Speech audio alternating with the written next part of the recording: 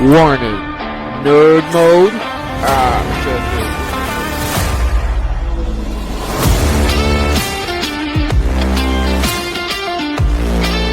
Live from the basements of losers, this is the Cantina Cuisine. Welcome back to Cantina Cuisine. We are excited to get back. Well, I mean, I don't know. Depends on what your perspective of excited is. We are back for Superman Month, Week 2. Thanks, Colin, for not mentioning that we're doing Superman Month. You are so good at your job. We are very excited. I'm a guest here, helping you out. I don't need to do the job. You should have mentioned that Superman 1. This is going to be the start of Superman 1. So, you are a Superman Month. So, blame it on Colin, but we are back for Superman Month again, going for probably the weakest movie of the Superman movies. Probably? Definitely.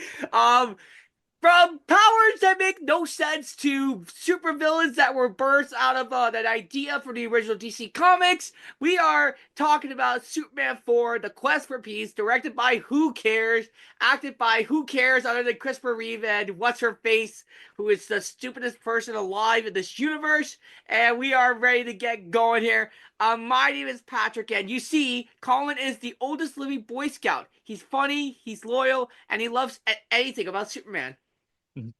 And my name is Colin, and I always considered you the Dutch elm disease of my family tree. Yikes. That's got me there. Alrighty. Okay, viewers or listeners, we're going to try and get this done in under an hour. If we can't, then you can sue us. Whatever you want to do. I want to preface this by saying I gave you this idea because on my former podcast, the Oz Network, we actually covered this movie before. We did it on our Bad Movie Month, and we would always set a challenge of 60 minutes. So we're on the clock here, but on the Oz Network, we finished it in 60 minutes. So I'm probably going to have less to say now. Well, I mean, I literally sent you a text, like literally just yesterday, that saying my whole document here is 1,000 words. And for viewers or listeners, you might remember my longest ever one. It's transfer words by the minute, but my longest recap is Bambi, and that one's almost 4,000 words. So we're gonna have a great time with Superman for Quest for Peace, right? No. Hey, you know what? What in the world is this Superman making up these powers? Why?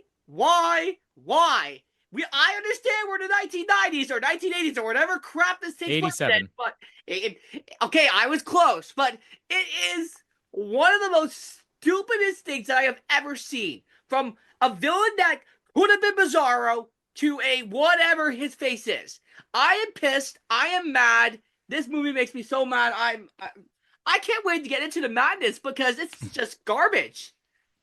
So a couple things. There's some context that's needed for this movie here. I mean, fair enough. First of all, I gave you the assignment to make sure you watch Superman 2 at least. Which I did. I should have said Superman 3 as well, because you'll see Superman 3 did some similar things as this. Particularly, there is a variation of Bizarro that's not Bizarro in Superman 3. But in that, you actually have Christopher Reeve playing it. In this, you have something completely different. They came up with the original idea.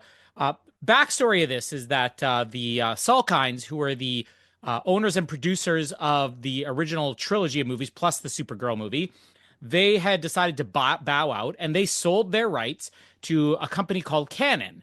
Now, Canon was like a phenomenon during the 80s, during, I guess, the low-budget action boom, home video era. This is like the dawn of VHS and everything.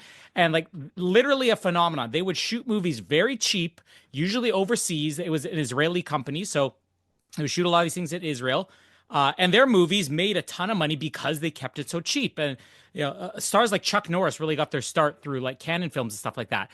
Around 87, they decided they want to branch out. Let's try doing some blockbusters. So at the exact same time that they got the rights to Superman, they also got the rights to Masters of the Universe. And they made a terrible, if you think this is bad, watch the 1980s Masters of the Universe movie, because I will say this probably technically is more flawed, but you want to talk about complete disaster of the movie, the Master of the Universe movie. But basically what happened is nobody realized that the company was starting to invest more than they were making, and they thought, we'll bail ourselves out by getting these big properties. They got Superman, they got Master of the Universe. They didn't do a good job with either of them, and essentially the company went belly up. There's a great documentary on there. I can't remember what it's called, but it's about the history of canon films. That's hilarious, just to see like how crazy this company was. But Christopher Reeve did decide to come back, and he came up with the story. So if you actually watch the credits, he has a story credit on this. And what But it you should was have was used your talent somewhere else because this is just moo. well, in fairness, I mean, he didn't write the screenplay, but he came up with a story and produced this movie, and his idea could work. And on the DVD, there's a commentary from the screenwriter of this movie. And the screenwriter basically spends the entire commentary saying, listen, my script, I think, was decent. And this movie interprets it all wrong. The execution's all wrong. Very fascinating. But I also gave you the task, and I'll give anybody else the task. If you've only seen the movie, watch the deleted scenes. There's about a half an hour of deleted scenes you could find on YouTube for this movie. And as we go through this, we'll kind of interject thoughts on how this movie could have worked. A, if you had a better interpretation of the material, and B, if maybe you'd included some of those deleted scenes, because there is something that you could work with here. But the execution, wow, they ran out of money while filming this movie. Like literally, they ran out of money, which is why you have so many visual effects that are incomplete, and that's probably the real appeal of this movie. This is a fun, bad movie as far as I'm concerned. Well, I mean, fun bad for you because you got to watch it with Jamie. Probably. I'm just Oh here no, sitting my. I I'm just here sitting on my laptop and sitting on my iPad here, typing out my notes, watching this piece of garbage, and just being like, ugh. I wish so I would have watched it with Colin. It would be I'll a give lot you, funnier with watching with someone else. I'll give you a little bit more context. I don't know if I've ever shown this movie to Jamie. I think and Oh, really? I've watched this movie a lot because I will always watch the Superman movies, and I never skip Superman 4. But the very first time I saw this movie was when I was a kid, and I was over. It was on summer break, and I was over at a friend's house. We were living in LaSalle at the time. I think he was in Oak Bluff or something like that, and he asked, "Oh, let's watch a movie." And I'm looking through all the movies he had, and he had King Kong versus Godzilla, the 1960s one. Now, I don't think I'd ever seen a King Kong or Godzilla movie at this point. I just knew what they were. At the same time, Superman, the movie, as I said last week, my favorite movie outside of Star Wars ever made. But I'm like, I really want to see King Kong and Godzilla. And he's like, no, it's not very good. Let's watch Superman 4. So we proceeded to watch Superman 4. And I got to tell you this, to this day, I've never forgiven that kid for making me watch this. King Kong Godzilla, better movie than Superman 4. I mean, anything is better than Superman 4. Maybe even Madam Web. Oh, no, no, Knows? no, no. That's a different kind of madness. All right. We are 7 minutes into this recording. If we want to get this done, we got to get going. So here we go. We're going to go halfway here. So, and we'll just breeze through most of this, and then Colin will give his thoughts halfway through, and then we'll just la-di-la-di-da-di-da. Okay, anyways. Hey, at least the credits look cool. It's just the same thing as all the other ones, so exactly. I think it's a cheap, low-budget version of the original. But let's quickly say, John Williams, he didn't score this movie, and he actually didn't do the score for 2 or 3 either. But yeah. They basically gave him a partial fee. He said, I don't have the time to do a full score for this movie, but I'd like to create some themes. So he created some new themes for this movie, the Nuclear Man theme, the Love theme, and then you have the composer Alexander Courage interpret. The score for this movie is fantastic, but nothing else really lives up to it. I'm mixed on the score. I'm mixed on everything with this movie. Okay, okay. I did watch Superman 2, and I'm gonna give my thoughts about that later. But everything else, let's move on. So yeah, we started space with someone who is singing as horribly as I could. So Yeah. it's pretty much an interpretation of me. And then the guy, deservedly, gets hit by debris. I'm guessing it's like some sort of like satellite here. But then Superman comes to save the day, and apparently he knows every language in the world. So he's basically C-3PO in the DC universe. So Congratulations for that. Now we come to Smallville, which I guess is mentioned now. We never heard the name until now. So good job, DC, for building this up. And now we have here where Clark is going back home to revisit his old ship. Where, I guess it's not a ship anymore. It's just this other green crystal that just comes out in the middle of nowhere. Like, we already had one for the Fortress of Solitude, but apparently this one could give you unlimited power. Yeah. Unlimited power. And so, what is that? Anyways, we now come to meet this guy here who is basically a realtor who is trying to buy the farm because he says rich man can own this and then they will turn it to a profit. They don't need to see anything of it. And then Clark is just like, I want to sell it to an actual farmer so that they can use the land to farm.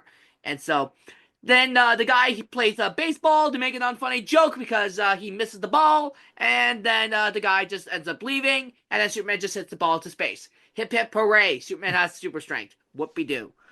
We come back and we see Lex in a mine, I guess. I don't even know It's what a this is. rock quarry. Yeah, a rock quarry. It's just like, and he's just doing a little Mozart gig, which which actually is one of the funniest gags that we're gonna get in the end of the movie, which I did laugh at. Um, and so, yep, he just does a little Mozart bit. He explains Mozart is beautiful and whatnot, and he's doing everything he can to save this movie. So, congratulations to him. He's okay in this. So guy in a car then shows up, traps a couple guards in there, the car ends up exploding for whatever reason. The guys just do like a goofy cartoon sound effect where they're just like getting up and it's like birds just swinging around, like basically, but And they without the birds. live. They fall off a Exactly. cliff, locked in a car that explodes, and we see them climbing out. Well, maybe they're Superman. Maybe they're related to Superman. Who knows? At this point, I don't even care. And guess what? This turns out that this is Lex's nephew. So someone wanted to do the thing with Lex, I guess. Like, what is the matter with you? Lex is evil. Okay. All right. Let's move on from that. Now we come to the subway now, where the conductor is doing conductory things, and suddenly he gets sick for whatever reason. I don't know why, but he's just like suddenly just falls face flat. I guess he like fainted or something. I don't even know. The movie doesn't even get a good explanation of it. And look, there's Lois, who goes banana lands, and Superman comes back. She saves the train, and geez, Lois still doesn't know that he's Superman. Which, by the way, let's turn this back to Superman 2, because that's why I said it was important. It's important here because Superman 2 ends up doing a little bit of a storyline where Lois actually figures out that Superman is Clark Kent, which you explained last week that Superman and Superman 2 were supposed to be one movie, but then they decided to do the separate scripts. That spinning the world back around was the original ending of part 2, and then when they were running out of time, they said, let's make this the ending of part 1, which caused them... And personally, I like... It makes no sense, but I like the dramatic effect of the kiss in Superman 2. Not so much here. The dramatic effect? Yes. The powers? Where he can erase someone's mind by kissing them? No. Absolutely not. There is nowhere in the comics that this is the real thing. And I'm like, well, so I understand Superman's a god now, but he's not this powerful. We're gonna get something later on that I'm pissed about. So yeah, apparently Lois is now dumb in this movie, and she can't put 2 and 2 together, even though she figured out 2 and 2 together in Superman 2. So does Superman erase her like smartness? I'm pretty much convinced that he erased most of her mind except for her quirks, which is stupid. I think this has a bit of an explanation later in the movie we'll get to. It better. I couldn't even see any explanation for this. Anyways, yeah, I already did that. Happy life. Anyways, Clark arrives, and he arrives to work late, and Mr. White holds a meeting and has figured out that the Daily Planet has not made money in years. Well, geez, probably because in the time of now, it's like nobody reads newspapers anymore. So good on you. And so now we get these one businessman, I forget his name, I don't really care about it, and then one girl who's basically like a porn star who is trying to make the papers like porn comics. The Warfields. Yeah, whatever. They want to be like a J. Jonah Jameson, but they're not J. Jonah Jameson. So they don't want to tell the truth. But anyways, they hold the meeting. They basically say, we're taking over. And they say, all trips are canceled. And Lois is like, even my trip to Paris? Like, so stupidly, like, they said your trip was canceled. And then you're like, oh, my trip to Paris is also canceled? Because, by the way, why did you need to go to Paris again? Is the terrorist group still there? Like, yeah, it's part 2. She shouldn't have good memories of it. Well, I mean, Superman basically erased her memory. So I'm basically leaning off that. So yeah, and anyways, Clark comes in and he says that he was going to go talk to the new owner, which is the equivalent to basically Daddy's Girl, which is just stupid. I don't like the girl that we get introduced here.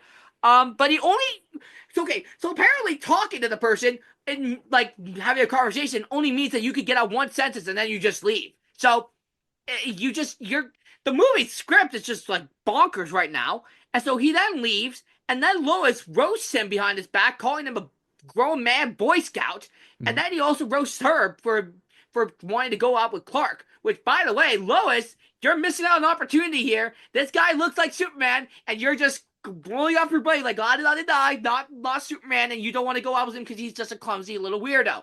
So I mean, good trait for the woman here. That's the only good thing that I see in her, but their character. But everything else, she's just dumb. Um. So yeah. Anyways, the president now comes in, and we now get the plot.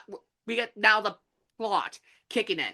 So basically, this movie is taking place where they're in the middle of the arms race, where they're trying to go for nuclear warfare, and the president doesn't know what to do. He comes in and he's basically saying that they're in the race and that they're gonna keep going with it.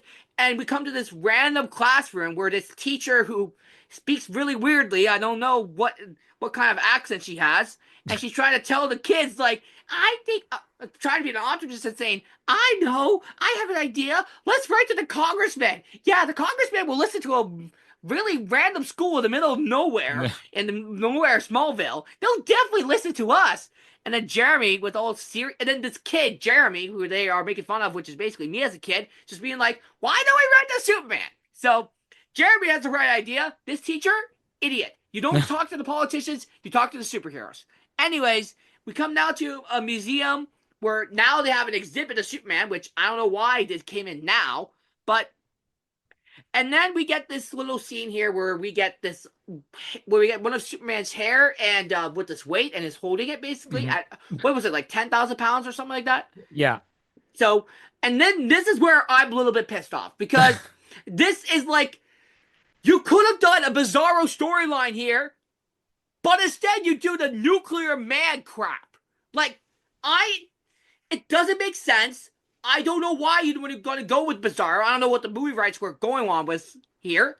I understand. I know I haven't watched They Superman had them. 3. That's Yeah, the I weird know. thing is Superman 3, the original script was Brainiac and Bizarro, and for whatever reason they decided to change it and say, let's make it something like Brainiac and Bizarro. Yeah, And it's the same thing with but this. Like they could you have could have used it. shaved it. You could have Yeah. shaved Bizarro for this one. Like he's literally creating Superman DNA to create a new superhero. We could have had Bizarro instead of a nuclear man, who, They by the way, doesn't exist. He's just a character made out of thin air. Thank you so much, DC. Um, so yeah, Nuclear Man. We don't like him. Now back to the Daily Planet, where we have the porn girl, and she's trying to flirt with Clark Kent by doing a seductive pose on her desk. Yeah. And It's so awkward. well, Clark, he's a clumsy guy, but I'm glad she's into him because Lois is not giving him any attention. She just basically friend zones him for the whole series here. And then she just wants to make a child star. Oh, I guess nothing bad has happened to the world where they're trying to make a kid a star, aka any child star that's out there. Jake Lloyd. Who else is out there that was a child star before that ended up horribly? Let me think. Let me think. Do you have any that came up to mind? I don't even know. No. Okay, well, I guess Haley Joel Jake. Osment. Yeah.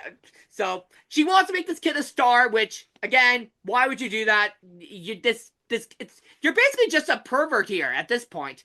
So now we come to where she is just being like saying that nothing bad will happen, and then she just winks. And then now the headline says that Superman wants the kid to drop dead, Yeah. which is like I like that. I okay, I like it because it's bad, but it still doesn't make any sense. Because again, well, it makes sense because people are trying to not tell the truth, but it's still stupid. But anyways, and now we come back to the apartment where Lois comes out to talk to Superman. Well, and then he declines and he just talks to her. Sorry, I think I'm getting messed up here. So Lois talks to Clark. Clark is being like, I want to go outside. And then Clark reveals that he's Superman. And then he just goes flying around, and then they do the kiss again. Hmm. The kiss again. Like Superman, just let her know. Like you're just making her more stupid as the time goes on. So good golly. This You're not going to keep it under an hour if you can't form No, okay, words. no, it's So okay, flustered by this. it's only 19 minutes, okay? Yeah. We're gonna get to the break right away. So, now Jimmy takes little Jeremy on a little walk to get some pictures beside the building. I don't even know what this building is. I don't really care. Now Superman comes in to chat with him, and he meets the people of America, and he goes on to this speech that he wants to get rid of the nukes and have the quest for peace, which is the whole idea. And I like the idea of the nuclear race, and I like the idea of that, but pour more emphasis into that instead of this like Daily Planet nonchalant. Um, and so now we come back to Lex, who is developing a plan to get rid of Superman by putting the DNA inside of a nuke and then launching it to the sun, so that this nuclear man or whatever this crappy guy is can be born. And now the U.S. is also doing something sus, which is which now they're embroidered with this for some whatever reason. They're launching the nukes to space, and now Superman comes in and he deals with him. He falls into the trap. He brings the nuclear thing into space, and now we have Nuclear Man. He is being born, and it's just a whole bunch of nonsense. Where did the costume come from? And the perm hair. He's got a perfect perm. It's the 1970s, the 1980s, Colin. They have to be quirky. All right. So, believe it or not, that's halfway through the movie. Yeah. I'm pretty sure I skipped some stuff, but I don't care. What is this movie like doing? Like, I am so mad that we couldn't get a Bizarro storyline. Maybe create a different villain. Maybe make Lex the main villain again, and maybe do a nuclear like threat. Like, I don't understand what the idea is here. But again, I like the idea about the nuclear race and how that being the center around the plot and just having that being a Superman dilemma. But the way that they deal with it and the way that they present it is that, oh, the arms race, the nuclear race is going to be the B plot. The A plot, now that, it's going to be the Daily Planet stuff. Yeah. Where this chick is just basically a porn star who wants to make men turn on and wants to flirt with this douchebag Clark Kent. So, I will give the movie this, though. Clark is still the same Clark as he is. Oh, Christopher Reeve gives it his all. Yeah, he gives it his all. He tries to save the script. But Lois Lane doesn't do much. Like, she doesn't help at all. She's just stupid. Like, more stupid than ever. Like, she's supposed to be the smart reporter. But, no, he's just going out there after saying that their trip is canceled, she's like, oh, is my trip still canceled? Like, what an idiot. Like, you might as well just be named Karen and a blonde at this point. Colin, do you have anything to add to this monstrosity of a movie? Yeah, so a couple fun things. First of all, the space junk satellite that takes out the Russian shuttle or the Russian space station, if you look closely enough, it says USA on the side. So America left their junk in space and it almost killed a man. And then Superman comes in to save the day. The best part is the unfinished effects. Like, they literally ran out of money and they're like, how are we going to finish this? So what you're looking at is, if you've ever seen something called a work print, basically it's, you may have even seen some of it in like deleted scenes. It's like incompleted effects. We're going to do partial effects just so we could screen and see what it plays like. And then we'll decide, is it worth exploring this? Every effect shot in this movie that's flying looks like it's a work print flying effect. And I'm convinced they have like 3 shots of Christopher Reeve flying towards the camera, and they're just putting that in different. The one of him flying in space towards the space station is the exact same shot of Christopher Reeve flying through the subway tunnel. Like, you see the same shot of him over and over and over again. You have to see money somehow. Like, apparently they didn't have a good enough budget to do this thing. So. Yeah, they'd run out of money. They had nothing left to save. And then we add to the fact that he's in space and the wind is blowing through his hair and his cape. Like, full force, 30, 40 kilometer an hour winds blowing through his head. This isn't like the gravity effect. I mean, you're not going to have the money to do everything, but why have a wind machine on him then? You're just making it more implausible, and it's going to get worse later on. I don't know if you recognize the guy who plays Lex's nephew in this. John Cryer. He was on one of the biggest shows probably within your lifetime, 2.5 Men. Charlie You're Sheen. naming shows that I don't even know about. Like Two you're and a saying, Half like Men. it's the biggest show of my lifetime. I have not even heard that show before. I was stuck with watching Have you ever whatever have you Benny ever Hill's heard of the Big nonsense with my Bang parents. Theory? Have you ever heard of the Of, Big Bang of Theory? course, I've heard about the Big Bang Okay, Theory. Yeah. same guy that created the Big Bang Theory did Two and a Half Men before that. And Two and a Half Men ran for like 12 or 13 years. It was Charlie Sheen and John Cryer as two brothers living together, and then they had a kid as well. They didn't have a kid together. That would be weird. But John Cryer's kid. Whoa, whoa, But whoa! John Cryer actually was like a teen star. I think it was like Pretty in Pink or something like that was one of the movies he made during this era. But the interesting thing about him is that he is future Lex Luthor. So on the Supergirl TV series in the Arrowverse, he plays Lex Luthor in that. So he went from being Lex's nephew to Lex Luthor later on, and he is amazing as Lex Luthor on Supergirl. If you ever get a chance to watch it, but I don't think he necessarily works in this movie. There's a couple of moments that kind of make me chuckle. Like when I was younger watching this, I was just like, "Oh, this is so bad. I can't stand him." And he was in the movie Hot Shots with Charlie Sheen as well. I mean, Oh, obviously, I love Hot Shots. there you go. Yeah, so So good. he's Oh my the word. guy who needed glasses, the air traffic controller guy, and then he sneezes on the control board. He's like, "Well, we just got 3 new bogeys and a giant blimp." It's moving slowly south. John Cryer is a hilarious guy, but yeah, he is a great Lex Luthor as well. Some of it works. I think I'm more forgiving of him now because I'm more familiar with John Cryer than I was when I saw this. But it's a poor replacement for Otis. You know, Yeah, I'm not as forgiving. the subway scene, again, the same shot used over again, and this is the only phone we already established 8 years prior to this, or 9 years prior to this in Superman the movie, that it was already a joke. Phone booths don't exist. But phone booths are still completely in use in the subway tunnels, I guess, in Metropolis, because you actually the only time in the series where you get Actually New York. It's New York, but the place no holder name is Metropolis. yeah, exactly. They just call it Metropolis, which again they cause even more confusion in this one here. But a couple of things I do like the corniness that I say I always love with Superman.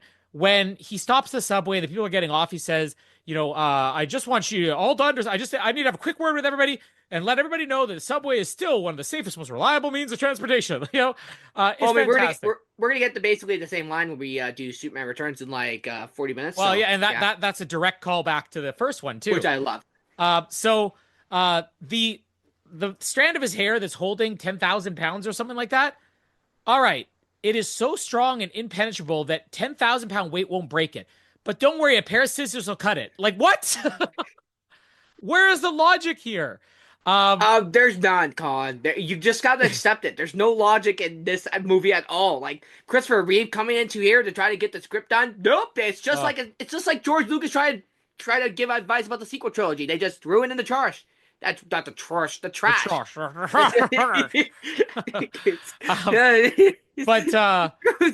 I see. I don't. I don't think that this Daily Planet storyline couldn't have worked. Because I think there's when Perry White comes back at the end, there is a good payoff to that in like the final scene. Mm-hmm. But the way it's done here is just it's the wrong tone for this movie. Like this movie is a movie about nuclear proliferation. It's about the arms race. And you can't bog it down with storylines about like the publisher's daughter, striking seductive poses and them trying to come up with it, turn into a tabloid. Like that's something that would work if you want to do an episode on a TV show. It doesn't work in a movie here, but I do like the thing where Superman doesn't respond. And it's like Superman says, "Drop dead kid." Like that headline makes me laugh still. The suffering goes back to Smallville. I think they did a pretty good job of making the farm look like the farm. Again, I don't know why this one crystal is still there. I do love though when Superman is hearing all the voices and now the council, because we established Marlon Brando in the last movie that there was a dispute with his contract. So in Superman 2, if you notice, they had Susanna York who plays mom, who was suddenly appearing these, which still made sense, right? But now we have the Council of Krypton, who is giving Clark advice. And they even have the betrayed, like that callback to the guilty, Nice little callback, but these are the same people who told Jor-El, you will obey the Council and you and your wife will not leave this planet. And he, in secret, recorded everything that's in the fortress so that the Council wouldn't know. But at some point he said, would you guys like to record a nice little message for my son? I promise I'm not sending him to Earth, but let's just pretend I'm sending him to Earth. I need to give him advice on something, okay? And action. Like, why? They've completely run out of people to do. And this isn't even like the original council member here. Yeah, all the flying effects in this movie are so bad. When he flies off It with gets Lois, worse. well, everything gets worse in here. But when he flies off with Lois, I like that this is a callback to the First. relationship they had. Um, Yeah, but things then it just about turns this. into nothing, though. It turns Well, into but again, I it's have a the defense later same on. thing that they have in Superman 1.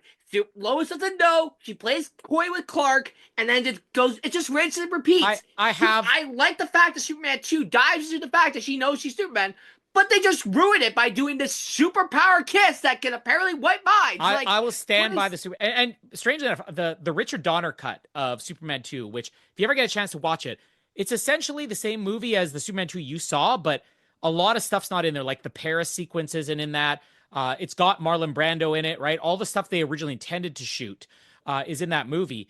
And when you see, they decided for that Richard Donner cut that they wanted to still insert the whole making the world spin back around, which has some cool effects to it. But then when you see that, you're like, the acting that you get, the quality of emotion from Margot Kidder and Christopher Reeve in that whole kissing scene and the simplicity of it really does work. So I think I developed a new appreciation for that when I saw the Richard Donner cut, because I'm like, there's one thing they definitely did better in Superman 2.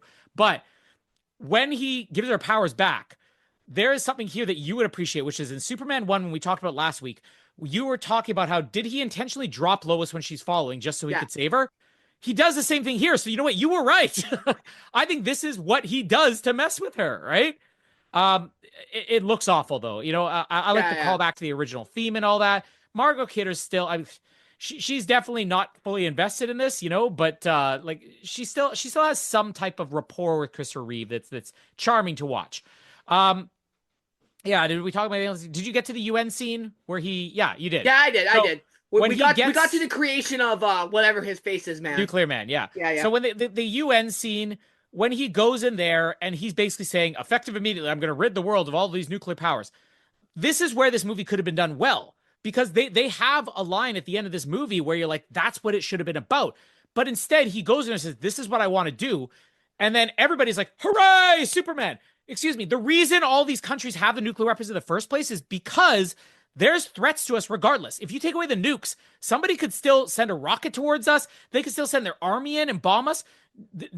I'm not, saying like I'm pro nuclear weapons, but nuclear proliferation is a deterrent. So these countries, even if he says I'm going to rid all countries of nuclear weapons, now all of a sudden these countries that had the nukes, like Russia and the United States, or North Korea or anything else like that, they're like, okay, we're now on even footing with like the most uncivilized countries in the world. So you mean anybody in the Middle East now has the exact same amount of power as us? The only reason that these countries aren't trying to take over the United States is because we have the nuclear weapons. The fact that everybody's clapping just ruins what could have been a very dramatic premise for this movie. Um, I do wonder when he throws the nukes into the sun if this is the cause of global warming, because like that is a lot of You nuclear know what? It power. might be.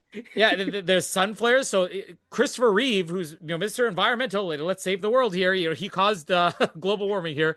And did you didn't cover the scene where I just got when to Lex meets with the arms dealers? yes, I did. I think I've covered it. Yeah, there's not much to talk about the scene other than the fact that a lot of the deleted scenes deal with this whole arms race that Lex starts. Which I think is a good subplot, and a lot of those deleted scenes were quite good.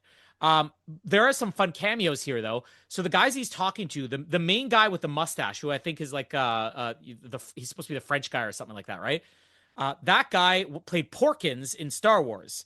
He is the guy the first pilot who really goes down.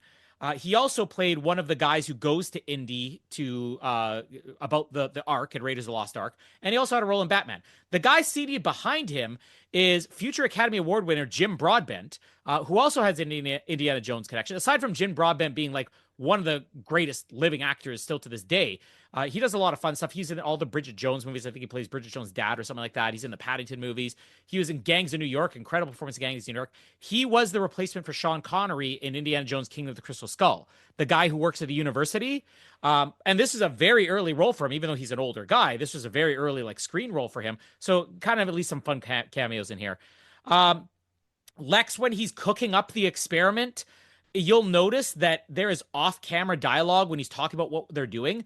That's because they cut out an entire subplot involving the first nuclear man, which you saw those deleted scenes. Did you get a chance? I actually didn't get a chance to. Okay, so if you had a chance, watch it. It's very fascinating because the original plot of this movie was there were two nuclear men. The first nuclear man came out wrong. He basically came out and he's a bumbling fool. The way you watch the deleted scenes, he's like, duh, you know, and like even the music they give, and again, it's temporary music. That wasn't what it was intended to be in the movie. But this is where the screenwriter was saying they misinterpreted because his idea was that the first nuclear man would be like deteriorated and kind of, you know, a complete mess, and there was clearly something not right with him. But instead, they interpreted it as like, "Whoa, hey, boss," you know, and it didn't work. But there's a whole bunch of sequences here where that first nuclear man comes in, and Clark has a fight with him outside of a nightclub, which has some cool effects. The biggest problem was all the good effects in this movie they end up cutting from the movie. But that's why when you see the scene where Lex is explaining how he's going to make Nuclear Man, that they cut away from his face and they're explaining this all off camera because they then had to cut that entire subplot out. The idea of Nuclear Man later on was like the first one didn't work. We got to come up with something different, which is where the second Nuclear Man comes from. But yeah, when we eventually see the proper Nuclear Man, like how does it have a bodysuit with a logo on it? You know, It's 1987. Anything can happen, Colin. there's things in this movie that like have him come. You don't have to show him naked. You don't got to be showing a flopping dong or anything. Oh yeah, but, would you rather see him naked than? Well, no, I'd rather see you can disguise that by just shooting him from like the waist up or something like that. And then when he lands, Lex is like, "Oh, here, you got to cover up with something," and he eventually gets him a costume. You know, yeah, nothing else to really add here. I mean, Nuclear Man's a disaster. There are a couple moments where I'm like, "Oh, you could have done some Nuclear Man," but don't give him the perm. Don't make him look like Fabio. Don't give him the costume. You know. And don't make him sound like Lex. Thank you very much. Anyways, what's the clock at? Clock is at 35 minutes, and the right, rest of my words here are 354. So let's get this. Let's dial in. Okay, we're back to our regularly scheduled program. Let's yoga. Yeah, we like yoga. Not really. Clark is hanging out with the girl. Lacey. I don't know what it is called here. So now they're hanging out. Clark is being a little bit dumb because he's trying to fool everybody, but he's a fumbling idiot. And I like where he just throws the weight at the guy there. I thought that was pretty funny. And now we're coming back to meet with Lex, who was dancing with like a French lady or whatever. And then he comes out and he gives and then the being just comes out of the sky. He gives him the being called Nuclear Man, or I'll just call him Garbage Man at this point. And then basically Lex explains without the sun, he's basically useless. So we're gonna see a little bit about how Superman defeats him later with that. Now Lacey, that's the name of the girl. I forgot I put him here. I forgot I put the name here. It's trying to impress Clark with the dress. Still, they're at Lois' apartment because they're trying to set up an interview with Superman because, do you want to know about the arms race? You want to know what's going on with Lex? You want to know what's going on with everything else? And Lacey's not impressed with Superman, which is kind of a 180 reverse of Lois Lane. So that's kind of a little bit impressive on their end. So good job, guys. Even Lois had to point out the dress to Clark because Clark, again, is a bumbling idiot. And Clark then quickly changes to Superman, and they do a whole back and forth for Superman to Clark to Superman, and Clark to Superman. It's a whole bunch of nonsense. And then Superman ends up changing back and Clark ends up changing back to Superman after the interview because he hears that something's going on. Because Lex is doing his frequency thing again and is trying to alert him. So Superman leaves, and Lacey's up again, not impressed. Now Superman comes to Lex Luthor. They come in for a quick chat, which is like Luthor's like monologue of, "Oh look, I'm so smart, I have a brain and you don't, so I'm actually smart, I know everything about the world." And now we have a fight with Nuclear Man. And this is where everything goes downhill because this looks garbage. Like, what in the world are these effects? Some stand-ups for the fight. This is the part of the movie making you choke. Like, this is the part of the movie where they make a stupid power for Superman. Apparently, he can rebuild the Great Wall of China with his eyes. That's horrible. What the heck is that? Like, I know they're dumb for creating powers for Superman, but this is too far. Actually, no, the Kiss was too far. This is way out of their league. Something that Superman would obviously do in this point, he stops an erupting volcano from destroying a town. He saves people from a falling Statue of Liberty, which again, this takes place in New York, but has a placeholder name Yeah. in Metropolis, which is still stupid. But hey, Colin, at least the Statue of Liberty didn't wink. Am I right? Yeah, exactly. That would have made it worse. You had what? You put it as what, 1.5 stars or something like that For this movie, for yeah. this movie. So if the Statue of Liberty linked, would you lose a whole star then? Oh, I mean, my least favorite James Bond movie of all time, License to Kill, Timothy Dalton movie, which a lot of people give a lot of credit for being a serious movie, literally ends with a fountain statue of a fish winking at the camera. So don't tell me that, like, Timothy Dalton did the most serious Bond movie. Yeah. And you mentioned that also in our American Tail recap, which you also weren't a fan of the Statue of Liberty winking at that too. So Inanimate objects should never wink, never, I unless Doctor Who. The statues in Doctor Who, the Weeping Angels, that works. okay, so if Doctor Who takes place in New York, would you be fine with that? Just a Well, they Statue did of it. They Liberty did Angels Take Manhattan. It was a great story. Well, I've never seen that. I've only seen the movies from Doctor Who because they're all garbage. But anyways, I would rather watch a crappy Doctor Who story than whatever this is. Well, you better watch the last 3 or 4 seasons because there's some crap in there. Well, I mean, anyways, people are now thinking that Superman's dead because Nuclear Man just basically drove into the center of the moon. And Lacey and Lois talk. She's frustrated, and Clark now apparently is hiding because he's scared of Nuclear Man. Like, I know he drilled you to the moon, man, but like, you should not be scared. Like, you're Superman. This guy is nothing. He's just. Well, in all fairness, he does scratch him and essentially give him AIDS by the end of this fight. So So there's okay. So there's gay sex now in this. no. He scratched him. He scratched him. Yeah, but you this said isn't give him AIDS. The only way to give him AIDS is to do the. This. Well, dude, I love that you did the action. This thing. Trust me, that's not the only way people can get AIDS. Okay, well, that's the only way that I know. But anyways, Clark apparently is having a flu, and he's trying to. He has AIDS. Yeah, he has AIDS. Yeah, well, no, like when this movie came out, they said it wasn't intentional, but like his deteriorated appearance and everything, a lot of people said because of the era, this being the late '80s, that this was intended to be showing what somebody suffering of AIDS would be. So it's sort of become the thing. This is the movie where Superman gets AIDS. Nice. Anyways, I am almost done here, Colin. Can you believe it or not? And then, so yeah, Nuclear Man, he now gets to meet up with Superman again. Oh, Superman, I guess, is healthy now. I guess he was faking his AIDS, thing of, Yeah. he's, Nuclear Man goes into the moon. Lacey is now on the people's side for whatever reason, and he's arguing with her dad. And then Superman then ends up trapping Nuclear Man after she tried to kidnap Lacey. And I don't know what this is. Why? Where did it come from in this movie that he suddenly was going to kidnap Lacey? There's no reason given.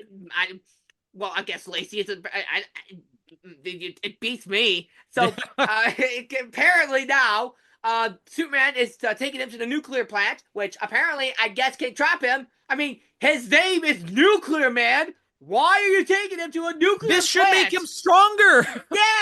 Yes, but instead they trap him in a case where there's no sun, no light, but apparently he's useless there. So,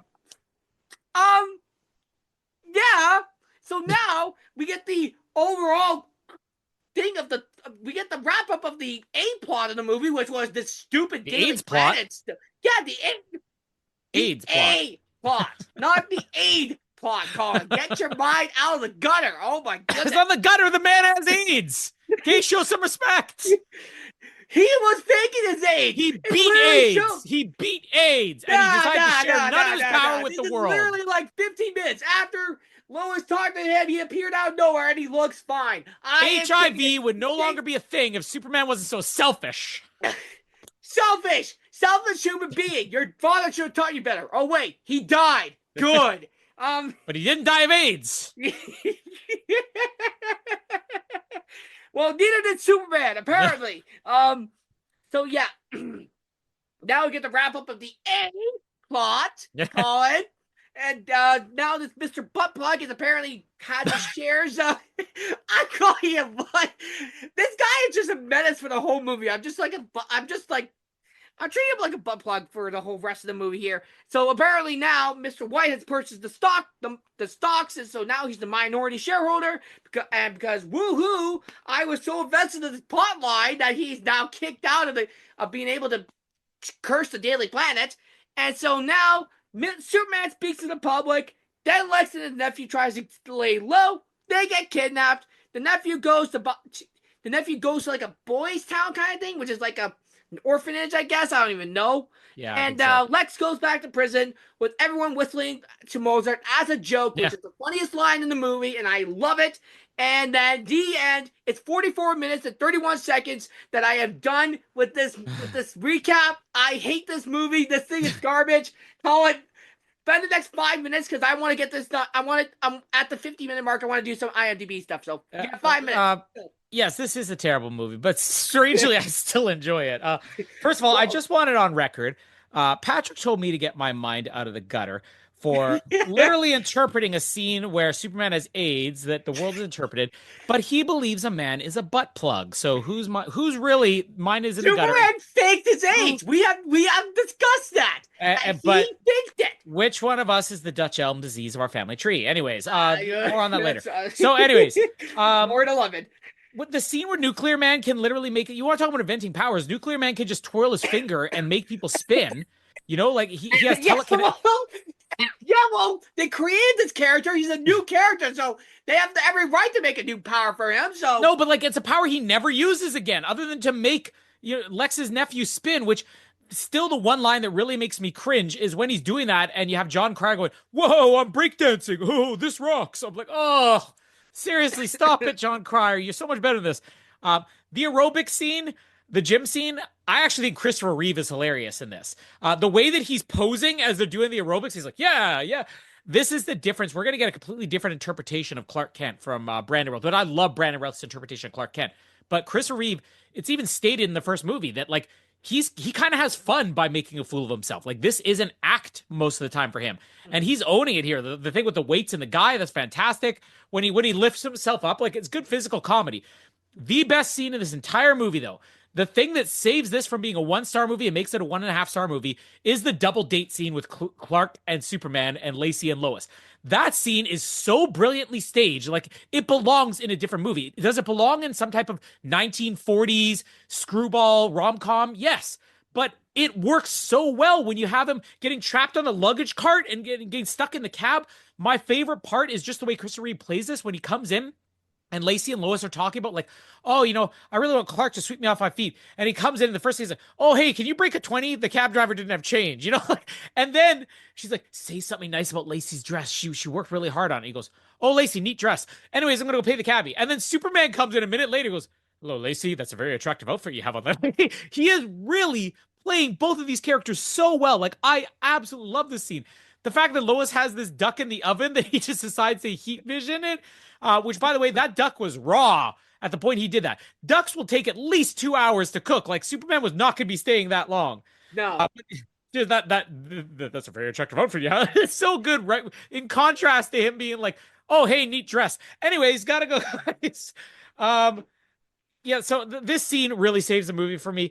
I don't think the fight scene is that bad. I think that there's some finesse. Oh, I mean, we have a goofy little effect there, which we have on our thumbnail. Which, by the way, thank you very much, Colin, for making the thumbnails. Great graphics. Yes, you had to give something goofy looking for this one. But there's some things that work about this. First of all, Christopher Reeve and Gene Hackman, their play back and forth from each other. You wouldn't believe this is a bad movie because their dialogue scene, the only dialogue scene they really have in this movie, it feels like something straight out of the first one. Some of the stuff, like the eyes reforming the Great Wall of China, really dumb. I don't mind the volcano bit. I think that fits in. No, I don't mind it at all either. The thing that really hurts is if you watch the deleted scenes, there's a sequence where there is a tornado. Nuclear Man literally can create a tornado. He creates this tornado. It's a farm. A family is like hiding in their tornado shelter. A little girl gets sucked up by the tornado. Clark has to fly into a tornado that a little girl is spinning around in and save her and then dissipate the tornado. That right there would have been the single greatest action moment of this movie, even with unfinished effects. Watch that scene and then tell me that this movie couldn't have been somewhat saved. I'd rather see that than the Statue of Liberty crap. Like, what the heck? The Statue of Liberty is not the worst. Like, I actually think the second Nuclear Man fight's better than the first one. I mean, I still would rather watch it because it's just that he's saving people from a falling like statue. Like, what's interesting about that? The fact that So, it's the Statue of Liberty? Okay, so, great. This thing is in New York. Awesome. This is supposed to be Metropolis, not New York. so, by the way, another way to contract AIDS, not to keep on the AIDS Another bandwagon, one. needles. That's a way to contract AIDS. That's why they screen people when they give blood and stuff like that. Well, good Nuclear thing Man I don't. scratches him. That's obviously supposed to be like a needle, right? Well, good thing Cl- I don't live in the North End. Oh wait, I do. yeah, be careful of needles out there. Clark gets AIDS here, but Yeah. the best part about this is they're at the Daily Planet. They're saying, "Where's Clark? We haven't been here all week," and they're like, "I don't know. I haven't heard from him." Okay, we see him in his apartment. He is sick. He could have picked up the phone to say, "Sorry, I'm not coming to work. I got the flu." No call, no show. Like that's immediate Well, fireable offense. yeah, yeah. But I'm still on the side that he faked his AIDS. But anyway, But this scene with Clark and Lois here, this is where I feel there's a bit of an explanation for the whole. I don't believe she fully loses her memory. I believe there's something in the back. It's like he basically pushes all memory of himself to her subconscious somehow, right? Because when she's in Clark's apartment, she's saying, "Yeah, I just thought I had to check on you," and then she says, anytime Superman's in trouble, I feel like I know it. He's like, what do you mean anytime Superman's in trouble? There are ways that she's not even aware that she is connecting the dots in that scene. That scene works. But him just going and get the crystal and he's suddenly cured of AIDS, like if this is all it takes, share it with the world. There'd be a cure for AIDS. I'm sorry. He has full-blown AIDS. If you ever watch, Ricky Gervais is?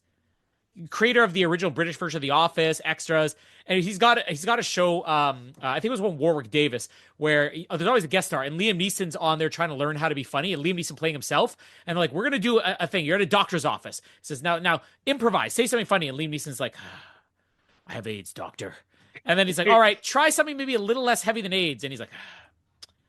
Doctor, I have AIDS. I'm riddled with it. Full blown AIDS. And it was one of the funniest things I've ever seen in my life. Liam Neeson just trying to improvise comedy, but saying he had full blown AIDS. So the Nuclear Man, when he appears in the streets, there's something really menacing about the way he appears in the streets and starts blowing things up. And then Christopher Reeve like, stop it, the people. That scene kind of works again, but the look of him is just so laughable. Why he grabs Lacey, he looks at one picture in the newspaper, but like then have a brief moment where he's like, I want this woman. Nuclear Man want woman, like a Tarzan type thing, like some type of what do you call it, primal thing within him. It's never explained. He grabs Lacey. He goes off into space. He's dragging Lacey in space. The wind is blowing through her hair. She's halfway to the moon, taking deep breaths. Where's the air? She's well, breathing. Apparently, you breathe in space now. It's the 17th space with wind machines blowing on you, and then Nuclear Man drops her, and we all know that there's gravity in space because she starts falling down. Like none of this makes sense. I like the moon fight though. I like the stuff on the moon. I like him pounding, and I like Superman raising the American flag just because that's what he would do. Some of that stuff does work. The thing at the end where he drops him, it really should just make him stronger. Where he drops into the nuclear reactor. But the scene where Perry just suddenly reappears and he's like, "I bought back the Daily Planet." I also think that scene kind of works. I think there's a movie here that could have been tooled and been better. Superman saying, "You know what? I'm sorry, I made the mistake." His final speech about, we're gonna have a safe world when the people of the world want it so bad. That's what the theme of this movie is supposed to be. That Superman can't solve the world's problems, but then you can't have him just. This is why that nuclear arms race thing that Lex starts should never been cut from the movie. We have one 60-second scene of him doing that. But the entire point of him making this speech is, I could rid the world of nuclear weapons, but you're still going to war, which is why nobody should have applauded in the opening scene. And that's why it should have been part of the subplot to have the arms race, which is some good deleted scenes. Again, recommend watching the deleted scenes of this. This isn't something where you're going to have Zack Snyder's Justice League. This isn't like you're going to have a director's cut where like, wow, that movie really works. There's still bad things, the bad mistakes they made in this movie, things that were unsalvageable, but you can see the basics of how it could work. The final line he has though, where he's like, we're going to be where we've always been, on the brink of war, good fighting evil. And then he says, see you in 20 to Lex Luthor and flies off. Love that moment because again, Christopher Reeve, he owns this Superman coordinator, he owns the Boy Scout thing. There is genuinely stuff I like in this movie, and then there's other stuff where it's like, I honestly don't need. This would be great. I agree with you. This would be great to watch it with another person and laugh at it. But even when I watch this movie on my own, I still get kind of a weird kick out of it, even though it is a terrible movie. Yeah, well, when I'm trying to prep a movie to recap, it's just there's nothing to talk about. Yeah. It's just like, oh, someone gets drilled into space. Okay, someone has magical powers of kissing. Okay, Yeah. someone can rebuild the Great Wall of China with his eyes. Okay, um, okay, 6 minutes. Let's get this wrapped up real quick. Superman Quest for Peace, 3.7 on Letterboxd, not Letterboxd, on IMDb. It's salty. It should be less. Um, there is a bunch of 10-star reviews on here. I am frazzled that there is 10-star reviews even on this movie. There's one here where I want to point out by Daniel C. Bartlett from October 13th, 2008. And the title of this is Masterpiece. That's all it says. No, no, you're gonna want to listen to this. This is you gotta get educated here, Colin. Have we all been watching the same movie in a franchise that was until this point fairly average? Finally, somebody Oh. decided to make a movie that was true to the comic books. From the moment the opening credits roll, I was convinced I was witnessing a film worthy of the best film Oscar. Perhaps Oh, the fact I think that they're it having some wasn't even fun with this nominated review. remained the greatest oversight in filmmaking history. High points: a villain that offered evilness person personified, Personified. personified, campness, and humor all rolled into one. Chris Reeve, really excellent in the script, excelling in the script, finally worthy of the role, and a wonderful reprisal from Gene Hackman. Low point D, uh, ended too darn soon, lol. Which, by the way, this is the shortest Superman movie we've ever gotten. Which I Yeah. don't know if we've ever put that to consideration. You're gonna want to hear this one, Colin. So brace yourself. Cinematography was exceptional. Oh. I believe Superman was flying. Music was spot on as always, so there's no change there. How Superman 4 is so unpopular will always remain a mystery to me. I rated fifth in my top five of after Godfather, Oh my goodness. Seven I think Samurai, they Rear ugh. Window, and the good, the bad, and the ugly. They're having some Pure fun here, I cinema, think. pure cinema, pure genius, pure Superman as he was always intended. Stop everything and watch this movie. Faultless. And 16 people on IMDb found it helpful, and 14 didn't. I am convinced that this guy didn't even watch the same movie because this is just like a dream come true. Like, this is the real Superman here, not whatever we saw here. Like, what is this guy? Like, oh my gosh, I'm 4 minutes. Unintentional humor, plot keyword. What do we got here? I'm gonna look this up currently.